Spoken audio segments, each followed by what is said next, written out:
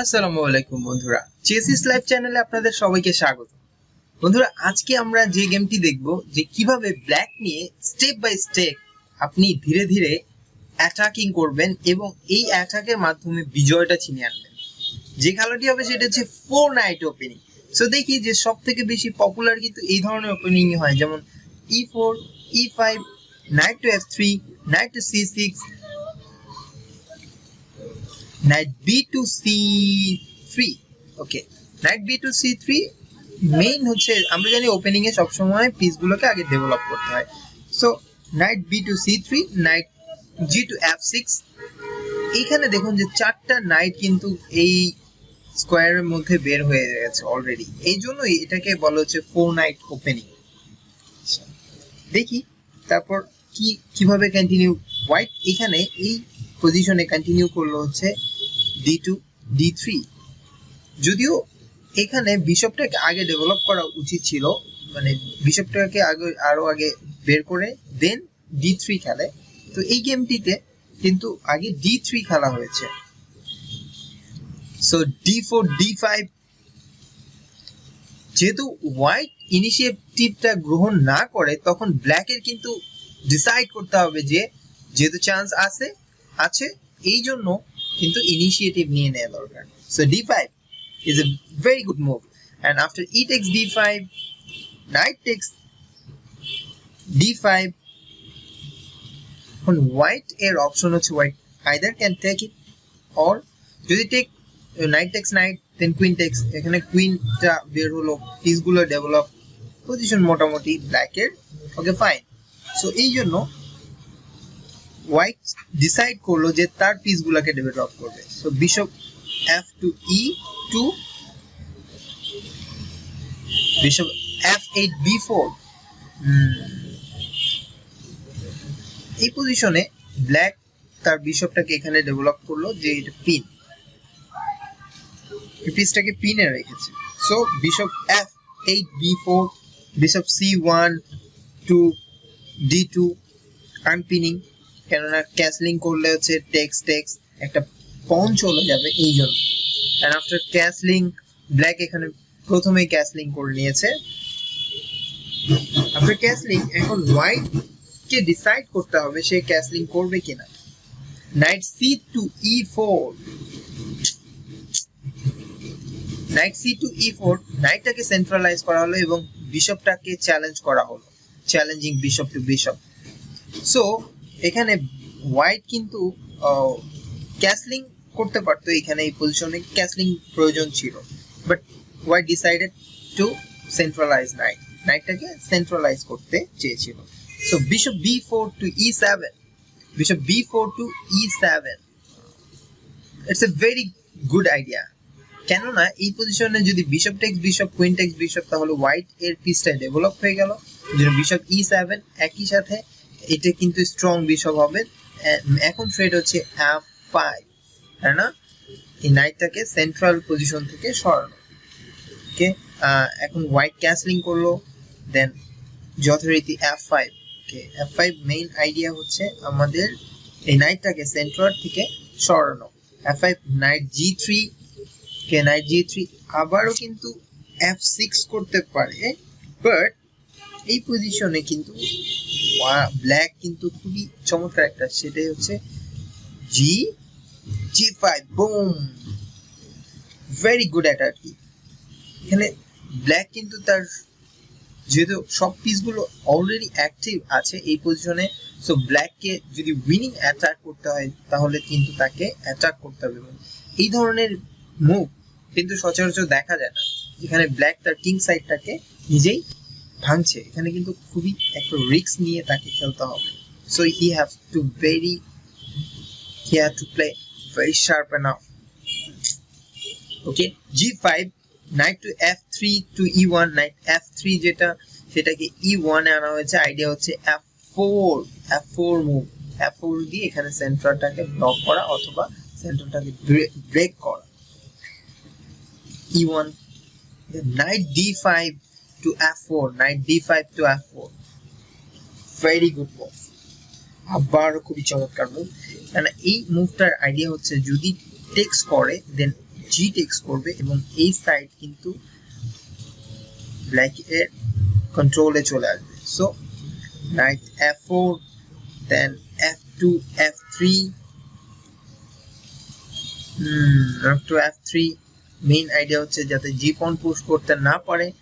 So বিশপের check, bishop e7 to c5 plus check, king has to move, king h1, king h1,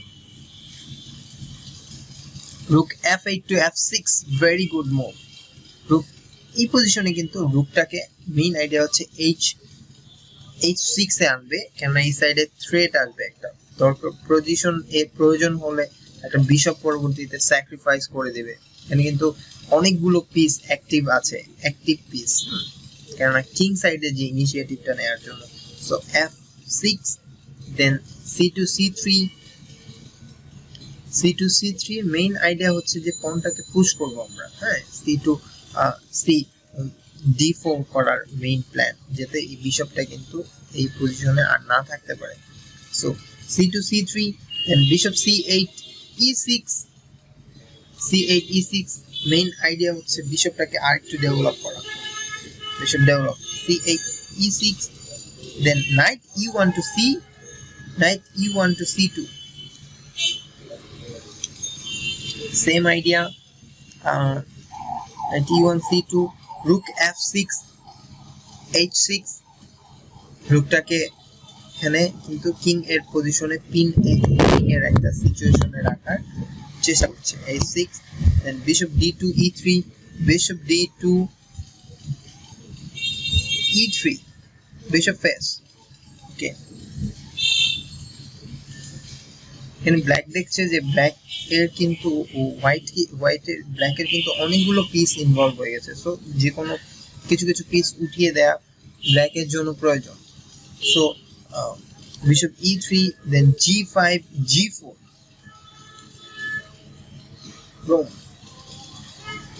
amazing একটা piece sacrifice কিন্তু বন্ধুরা। দেখুন এখানে কিন্তু ব্ল্যাক যদি টেক্স করে, বিশপ টেক্স করে, দেন পন টেক্স করলে then queen threat, mate threat, আবার ব্যাক করতে হবে। সো ব্ল্যাকের কিন্তু হোয়াইটের ডিসাইড করতে হবে টেক্স করে সে কি ব্যাক করতে পারবে কিনা। সো এই গেমটাতে আপনার কি মনে হয় বন্ধুরা? আপাতত দৃষ্টিতে দেখা যাচ্ছে যে টেক করে ব্যাক করা যাচ্ছে, কারণ হচ্ছে so bishop text c5 queen d8 h4 mid threat, bishop back, bishop g1, bishop g1, only one move, bishop g1,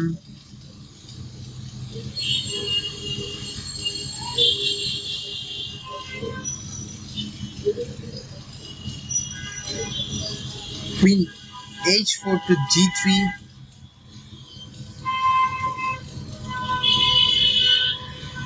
পিসটাকে save করা হলো, যে পিসটা স্যাক্রিফাইস করা হয়েছে সেই পিসটাকে এখন এই মুহূর্তে কিন্তু নিয়ে নিয়েছে, হ্যাঁ, g3, knight c2 to e1,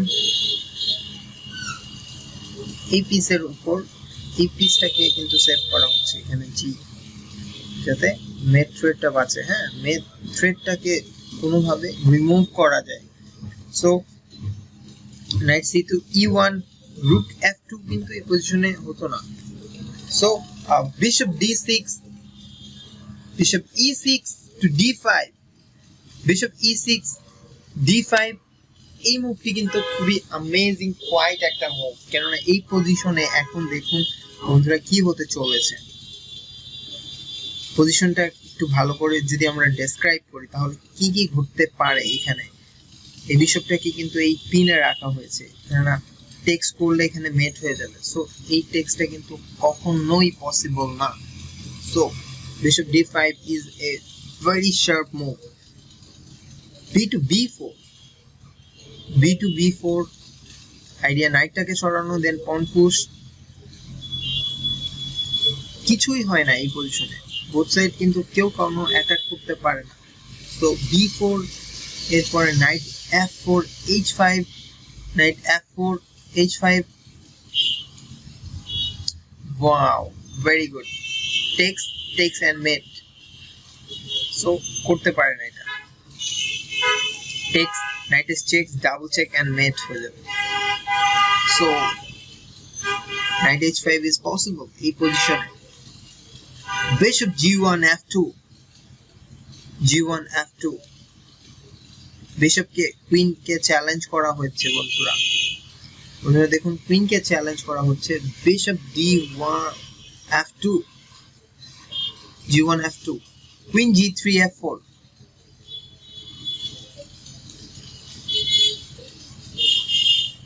queen g3 f4,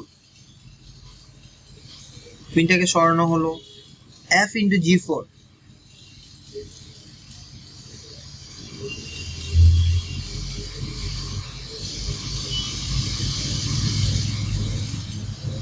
এখন এই পজিশনে কিন্তু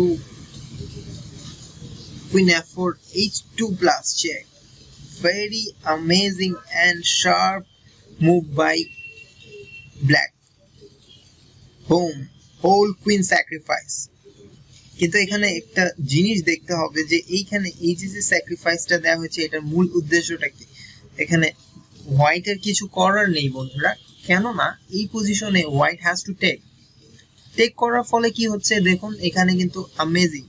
সো হোয়াইট টেক্স করলো, দেন এখন ব্ল্যাককে কিন্তু মেট করতে হবে, কোনোভাবেই কিন্তু ছাড় দেওয়া যাবে না। So yeah, I hope you guys find this amazing move, that is knight f, knight g3 plus check. black যদি white king যদি এখানে আসে, g1 এ আসে, তাহলে rook h1 plus mate, checkmate. but otherwise এই নাইটটাকে ক্যাপচার করতে হবে। so king takes knight,